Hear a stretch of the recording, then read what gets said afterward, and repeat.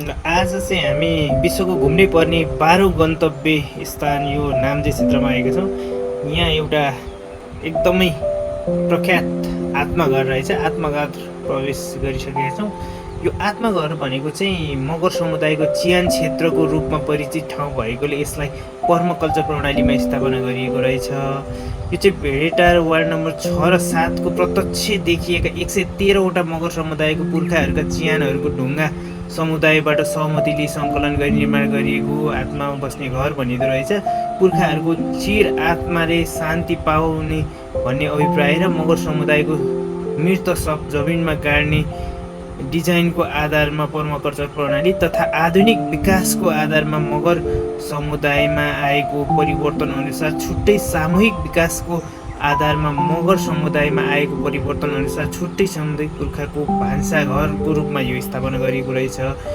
यो मानव शरीरको देहान्त पश्चात आत्मा स्वर्गमा पुगिन्छ भन्ने उखान रहेकाले सो आत्मा चाहिँ सिसाको माध्यमबाट सबैमा महसुस गराउन यो निर्माण गरिएको रहेछ। सिसाबाट बनिएको छ। यसमा सिक्काहरू लगाएर चाहिँ आत्माको दर्शन गर्ने यो गरिँदो रहेछ होइन। सबैतिर यो ढुङ्गाले बनिएको, अघि भनिहालेँ मैले 113वटा चियानको ढुङ्गाहरू देखिने ढुङ्गाहरू तिनलाई चाहिँ सङ्कलन गरेर बनाइएको घर रहेछ होइन।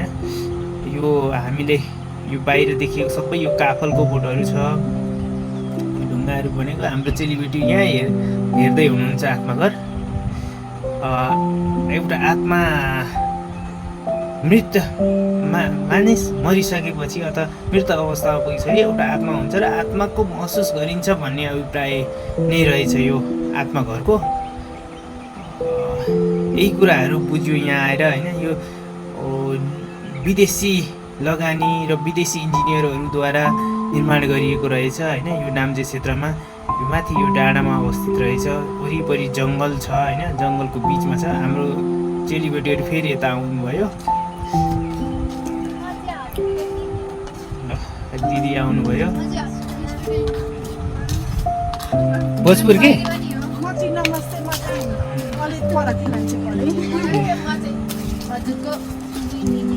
सबैलाई धन्यवाद तपाईँहरूलाई।